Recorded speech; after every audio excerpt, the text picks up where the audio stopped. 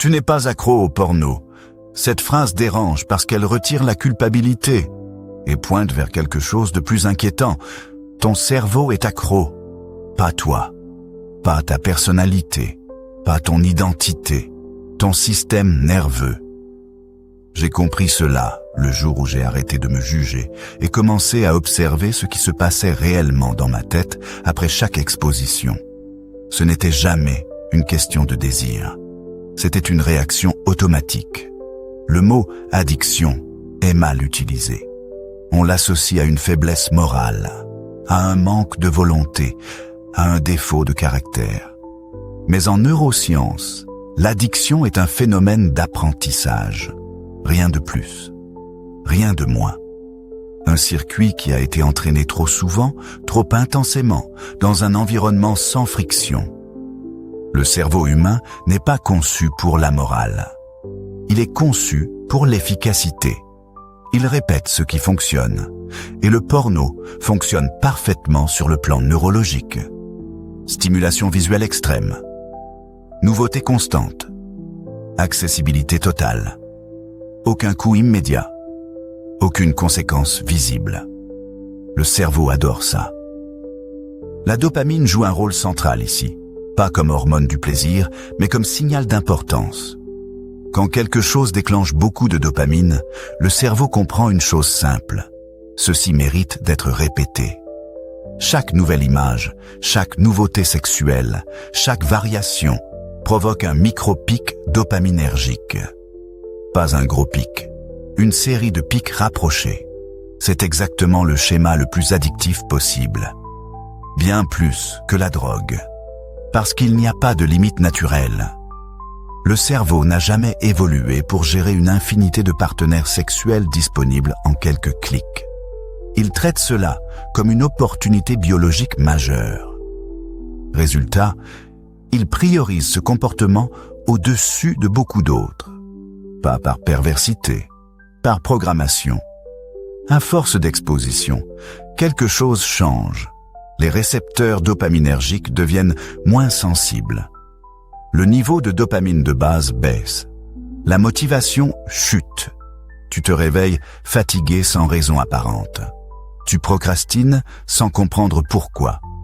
Tu perds l'envie de poursuivre des objectifs longs et ton cerveau cherche une solution rapide. Il ne cherche pas le porno.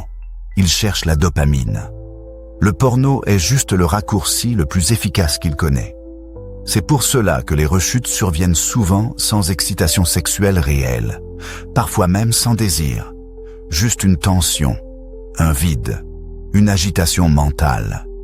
Ce n'est pas une pulsion sexuelle, c'est un appel neurologique. Le cerveau demande sa dose, et plus tu réponds, plus tu renforces ce circuit. Ce phénomène s'appelle la plasticité neuronale. Les neurones qui s'activent ensemble se connectent ensemble. À chaque exposition, le chemin devient plus rapide, plus automatique, moins conscient, jusqu'au moment où tu n'as même plus l'impression de choisir. C'est là que naît l'illusion de l'addiction personnelle. Mais ce n'est pas toi. C'est un circuit conditionné. Le système de récompense n'est pas isolé. Il influence tout le reste. Quand la dopamine est dérégulée, le cortex préfrontal perd en efficacité. C'est la zone du contrôle, de la planification, de la retenue. Résultat, moins de résistance à l'impulsion, plus de comportements compulsifs, moins de clarté mentale. Ce n'est pas un hasard si la discipline devient difficile en même temps que la consommation de porno augmente. Ce n'est pas un problème de motivation, c'est un problème de signal. Le cerveau apprend que l'effort n'est plus nécessaire pour être récompensé. Pourquoi travailler dur quand une récompense intense est disponible immédiatement? Pourquoi attendre, construire, persévérer? Le porno n'est pas dangereux parce qu'il est sexuel. Il est dangereux parce qu'il est trop efficace. Il exploite les mêmes circuits que la survie, la reproduction, la domination, sans contrepartie. Le système nerveux, lui aussi, est impacté.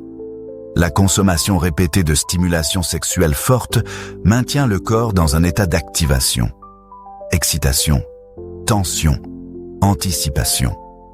À long terme, cela perturbe l'équilibre entre le système sympathique et parasympathique. Tu es soit excité, soit vidé. Rarement calme, et un cerveau instable cherche des régulateurs rapides. Encore une fois, le porno devient une solution. C'est un cercle fermé. Beaucoup pensent que NoFap est une question de résistance, de lutte, de force mentale. C'est une erreur stratégique. Résister à un circuit fort avec un circuit faible est inefficace. La solution n'est pas la guerre. C'est le sevrage intelligent. Un circuit neuronal meurt quand il n'est plus utilisé, pas quand il est haï. Plus tu focalises ton attention sur ce que tu veux éviter, plus tu l'actives. Le cerveau ne comprend pas la négation. Il comprend l'attention. Dire « je ne dois pas » maintient le signal actif. La vraie coupure commence quand l'environnement change, quand les déclencheurs disparaissent, quand la stimulation baisse, quand le cerveau n'a plus accès à son raccourci. Les premiers jours sont inconfortables. Agitation, pensées intrusives, fatigue mentale. Ce n'est pas un manque de sexe, c'est un réajustement dopaminergique. Le cerveau remonte progressivement son niveau de dopamine de base. Les récepteurs retrouvent leur sensibilité. Et quelque chose change. La motivation revient sans raison apparente. La concentration s'améliore. Le calme mental réapparaît. Pas d'euphorie, de la stabilité. C'est là que beaucoup comprennent. Ils n'étaient même pas faibles, ils étaient conditionnés. La testostérone entre aussi en jeu. Pas comme fantasme, mais comme hormone de structure. La stimulation sexuelle chronique sans enjeu réel perturbe la réponse androgénique. Pas forcément en baissant les taux sanguins, mais en désorganisant l'expression comportementale. Résultat, énergie dispersée, agressivité mentale, instabilité. La rétention, combinée à une baisse de stimulation artificielle, permet au système hormonal de se réaligner. Mais sans structure, l'énergie monte et devient instable. C'est pour cela que NoFap, sans discipline physique, échoue souvent. Le corps masculin doit être utilisé.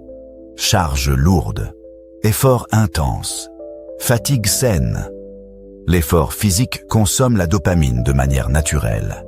Il restaure l'équilibre. Sans cela, l'énergie reste coincée dans le mental. Le cerveau n'a pas besoin de motivation, il a besoin de règles claires. Heures fixes, rituels, décisions automatisées. Moins tu décides, plus tu contrôles. La plupart des rechutes arrivent le soir, quand la fatigue décisionnelle est maximale. Le cortex préfrontal est épuisé. Les automatismes prennent le relais. C'est pour cela que la soirée doit être verrouillée, pas améliorée. Verrouillée. Même horaire, même action, même absence de choix. Le cerveau adore la prévisibilité. Avec le temps, le circuit pornographique s'affaiblit. Pas brutalement, progressivement. Les pensées deviennent plus rares, moins envahissantes, plus faciles à ignorer. Ce n'est pas de la résistance, c'est de l'extinction. Tu n'as pas vaincu quelque chose, tu as cessé de l'alimenter. Et quand le circuit meurt, la question disparaît.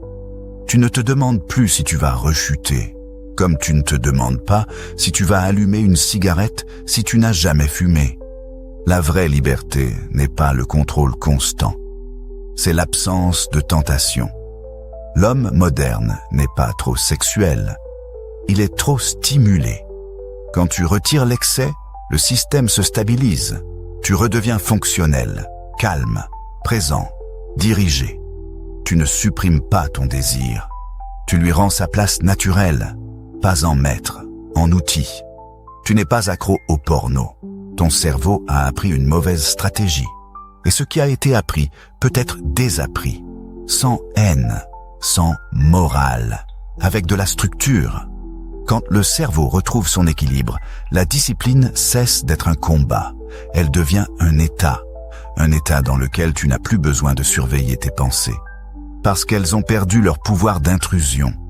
Un état dans lequel l'énergie ne monte plus brutalement pour redescendre aussitôt.